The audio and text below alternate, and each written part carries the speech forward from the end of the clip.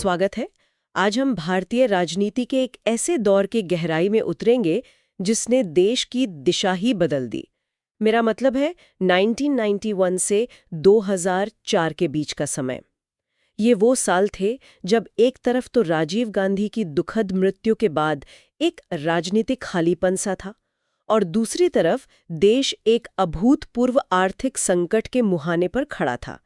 हमारे पास जो जानकारी है वो द ईरा ऑफ कोलिशंस 1991-2004 नाम के एक स्रोत से ली गई है और ये स्रोत बताता है कि कैसे देश की सबसे पुरानी और तब तक शायद सबसे ताकतवर पार्टी कांग्रेस का दबदबा कमजोर पड़ा और कैसे उसकी जगह मिली-जुली सरकारों यानी गठबंधनों का दौर शुरू हुआ। तो चलिए इस जानकारी को परत दर परत खोलते हैं।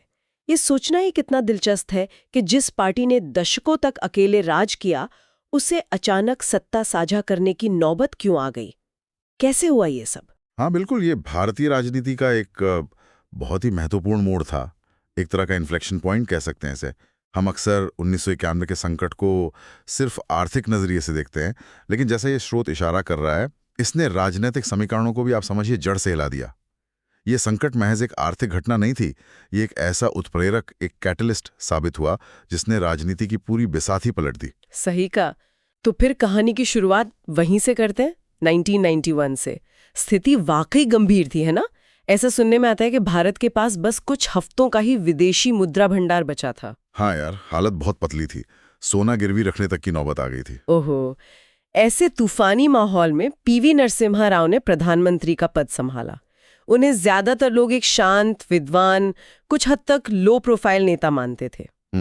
शायद ही किसी ने उम्मीद की होगी कि वो इतने बड़े और कह सकते हैं साहसिक फैसले लेंगे। हाँ, संकट की गंभीरता को कम करके नहीं आंका जा सकता। भारत अपनी अंतर्राष्ट्रीय देनदारियों पर चूक करने, मतलब डिफॉल्ट करने के कगार पर था। ये देश की साख के लिए बहुत बड़ा झटका होता।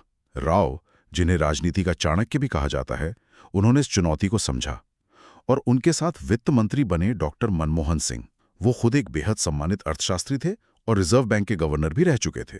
तो इन दोनों की जोड़ी ने मिलकर जो रास्ता चुना, उसने भारत के आर्थिक भविष्य की, समझिए, नई कहानी लिख दी। अच्छा? यहीं से शुरुआत हुई उन सुधारों की जिन्हें हम आज एलपीजी यानी उदारीकरण, निजीकरण और वैश्वीकरण के नाम से जानते हैं। हाँ, एलपीजी। और उस वक्त के राजनीतिक माहौल को देखते हुए ये वाकई एक बेहद जोखिम भरा कदम था। हाँ, ये एलपीजी, लिबरलाइजेशन, प्राइवेटाइजेशन, ग्लोबलाइजेशन, ये शब्द अब तो काफी आम हो गए हैं, लेकिन उस वक्त ये क्रांतिकारी जैसे रहे होंगे।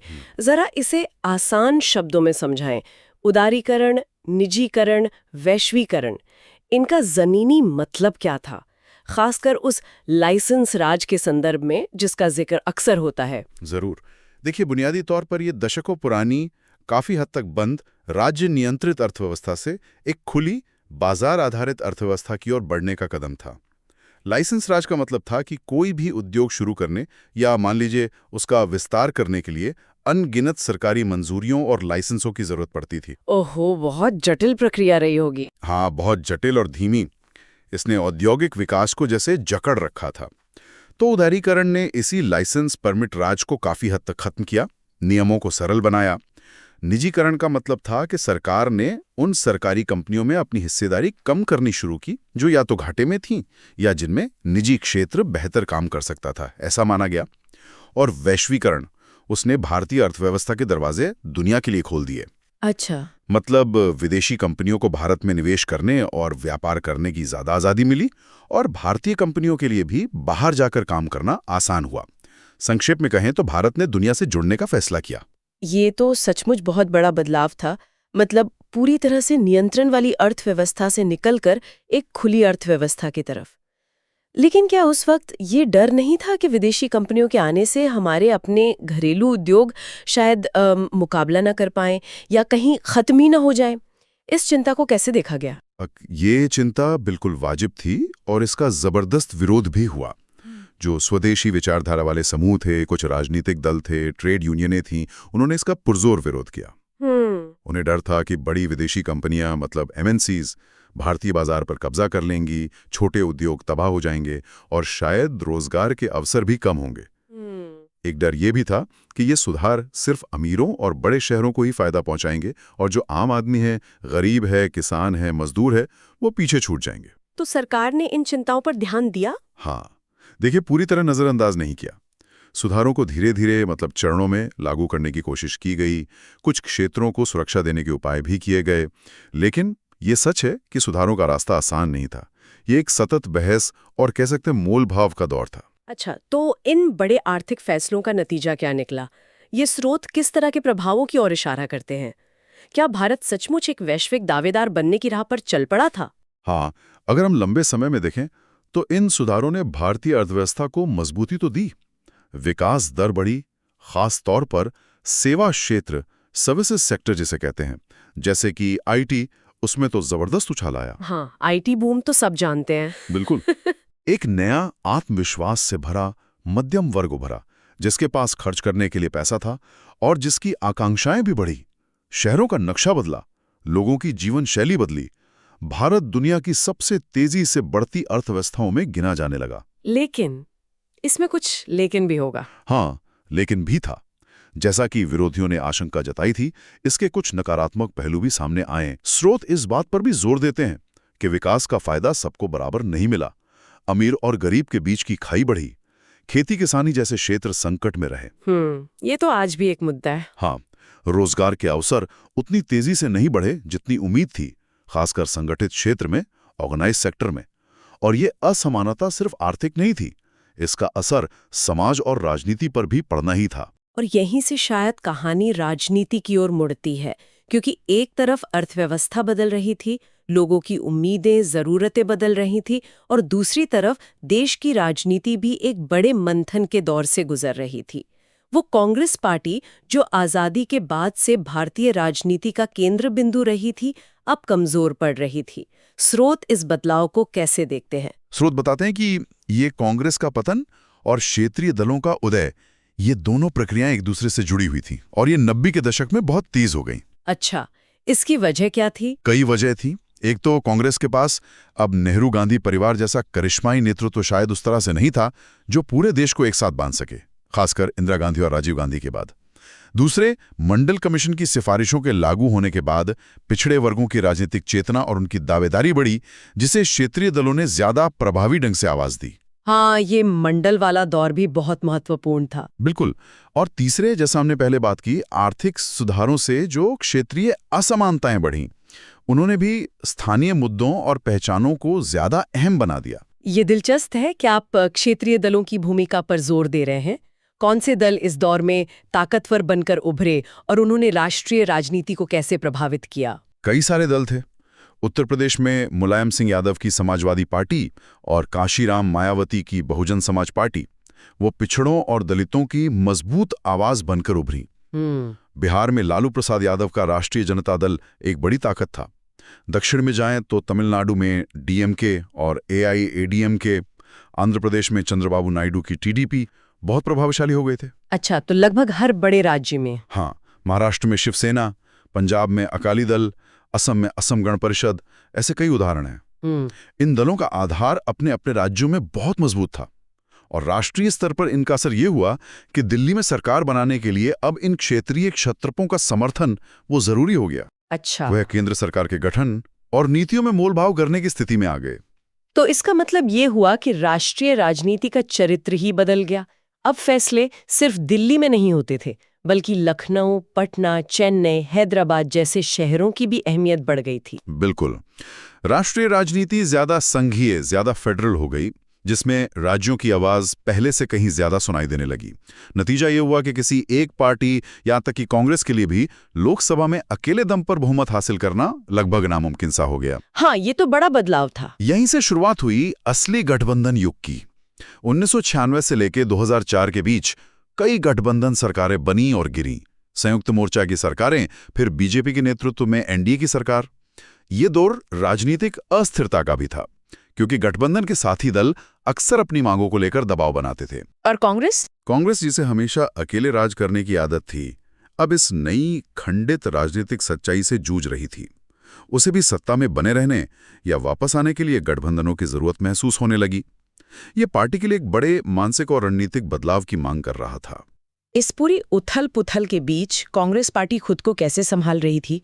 स्रोत सोनिया गांधी के नेतृत्व संभालने और पार्टी को फिर से खड़ा करने की कोशिशों के बारे में क्या बताते हैं? हाँ, देखिए, 1998 में जब सोनिया गांधी ने कांग्रेस अध्यक्ष का पद संभाला तो पार्टी की हालत काफी खराब थी। उनके आने से कार्यकर्ताओं में एक नया उत्साह जरूर आया। गांधी नेहरू परिवार की विरासत का जो भावनात्मक जुड़ाव था वो अभी भी काफी मजबूत था। उन्होंने पार्टी को एकजुट करने, अंदरूनी गुटबाजी कम करने और एक नई दिशा देने की कोशिश की। लेकिन उनके सामने चुनौतियां भी कम नहीं थीं, पहाड़ जैसी थी। जैसे कि? एक तो उनके राजनीतिक अनुभव पर सवाल उठाए जाते थे। दूसरे, उनके विदेशी मूल का मुद्दा विरोधियों ने, खासकर बीजेपी ने, जोर शोर से उठाया और इसे राष्ट्रीय अस्मिता से जोड़ने की कोशिश की। और तीसरे, पार्टी के भीतर भी इस बात पर बहस चलती रही कि कांग्रेस की विचारधारा क्या हो। क्या वो पूरी तरह आर्थिक सुधारों के रास्ते पर चले या अपनी पारंपरिक गरीब हितैषी छवि और समाजवादी झुकाव की ओर लौटें। ये एक कश्मकश थी। लेकिन इन चुनौतियों के बावजूद क्या उनके नेतृत्व में कांग्रेस कुछ हद तक अपनी खोई जमीन वापस पाने में कामयाब हुई? हाँ, धीरे धीरे ही सही, लेकिन कांग्रेस ने वापसी करनी शुरू की। सोनिया गांधी ने काफी दौरे किए, लोगों से मिली और पार्टी संगठन को मजबूत करने पर ध्यान दिया। उन्होंने गठबंधन की राजनीति की जरूरत को भी समझा और दूसरे समान विचारधारा वाले दलों के साथ तालमेल बिठाने की कोशिशें शुरू की। अच्छा, मतलब उन्होंने एडजस्ट किया? हाँ, उन्होंने पार्टी की छवि को बदलने पर भी काम किया। उसे आम आदमी और गरीबों के सरोकारों से जोड़ने का प्रयास किया, जो शायद आर्थिक सुधारों के दौर में कहीं पीछे छूट गया था। ये सब कोशिशें रंग लाईं, जिसका नतीजा हमें 2004 के चुनावों में देखने को मिला। हाँ, 2004 का चुनाव, ये इस पूरे दौर का एक तरह से क्लाइमैक्स था। किसी को ज्यादा उम्मीद नहीं थी, लेकिन कांग्रेस के नेतृत्व में संयुक्त प्रगतिशील गठबंधन यानी यूपीए ने सरकार बना ली। स्रोत यूपीए के गठन को किस नजरिए से देखते हैं? स्रोत इसे भारतीय राजनीति में एक निर्णायक मोड़ के तौर पर देखते हैं। ये सिर्फ एक चुनाव का नतीजा नहीं था, बल्कि ये 1991 से जो मंथन चल रहा था उसी का परिणाम था। यूपीए का गठन इस बात का स्पष्ट संकेत था कि एक दलीय प्रभुत्व का युग अब खत्म हो चुका है और भारत पूरी तरह से गठबंधन राजनीति के दौर में प्रवेश कर चुका है। तो कांग्रेस की भूमिका बदल गई? हाँ, कांग्रेस अब अकेली सबसे बड़ी ताकत नहीं थी, लेकिन उसने ये साबित कर दिया कि वो अब भी भारतीय राजनीति की एक धुरी है जिसके इर्द गिर्द सरकार बन सकती है। उसने गठबंधन का नेतृत्व करना सीखा और यूपीए सरकार ने आम आदमी पर फोकस और सामाजिक क्षेत्र की योजनाओं पर जोर देकर यह भी संकेत दिया कि आर्थिक सुधारों के साथ साथ सामाजिक न्याय और समावेशी विकास भी जरूरी है। ये शायद 90s के दशक के अनुभवों से सीखा गया एक सबक था। तो अगर हम 1991 से 2004 तक के इस पूरे सफर को समेटें, तो मुख्य बातें क्या उभर कर आती हैं? क्या कह सकते हैं हम इस दौर के बारे में संक्षेप में? मुख्य बात यही है कि ये 13-14 साल भारतीय राजनीति और अर्थव्यवस्था के लिए जबरदस्त बदलाव वाले रहे। एक गहरे आर्थिक संकट ने बड़े सुधारों को जन्म दिया, जिसने अर्थव्यवस्था की दिशा बदली। साथ ही साथ राजनीतिक पटल पर कांग्रेस का एक अधिकार टूटा, क्षेत्रीय शक्तियों का उदय हुआ और गठबंधन सरकारों का युग स्थापित हो गया। सत्ता का केंद्र सिर्फ दिल्ली नहीं रहा, बल्कि राज्यों की भूमिका बढ़ गई। राजनीति ज्यादा जटिल हुई, ज्यादा खंडित हुई और ज्यादा मोलभाव वाली हो गई। और कांग्रेस की भूमिका बदली। वो अब अकेली शासक पार्टी नहीं रही, बल्कि एक प्रमुख राष्ट्रीय दल थी जिसे दूसरों के साथ मिलकर चलना था। ये वाकई एक दिलचस्प विश्लेषण है। इसने न सिर्फ उस दौर को समझने में मदद की, बल्कि आज की राजनीति की जड़ें भी कहीं न कहीं इसी दौर में दिखती हैं ना? निश्चित रूप से। आज हम जो गठबंधन राजनीति देखते हैं, क्षेत्रीय दलों का जो प्रभाव देखते हैं, आर्थिक नीतियों पर जो बहसें होती हैं, उन सबकी नींव इसी दौर में पड़ी थी। इस दौर ने भारतीय लोकतंत्र को एक नया रूप दिया, जो शायद पहले से ज्यादा विविधतापूर्ण और प्रतिनिधित्व वाला था, लेकिन हाँ, साथ ही ज्यादा चुनौतीपूर्ण भी। बहुत खूब। जाते जाते हमारे सुनने वालों के लिए एक सवाल छोड़ जाते हैं जिस पर वो सोच विचार कर सकते हैं। हमने देखा कि इस दौर में क्षेत्रीय दलों का उभार बहुत तेजी से हुआ और राष्ट्रीय राजनीति में गठबंधनों की जरूरत जैसे अनिवार्य सी हो गई। जरा सोचिए, इसके पीछे सिर्फ राजनीतिक कारण थे या भारतीय समाज के भीतर भी कुछ गहरे बदलाव हो रहे थे? क्या ये बदलती सामाजिक संरचना थी या बढ़ती क्षेत्रीय आकांक्षाएं थीं या फिर पहचान की राजनीति का ज्यादा मुखर होना था? इस पर विचार करने से शायद हमें न सिर्फ उस दौर की बल्कि आज की भारतीय राजनीति की भी गहरी परतों को समझने में मदद मिलेगी।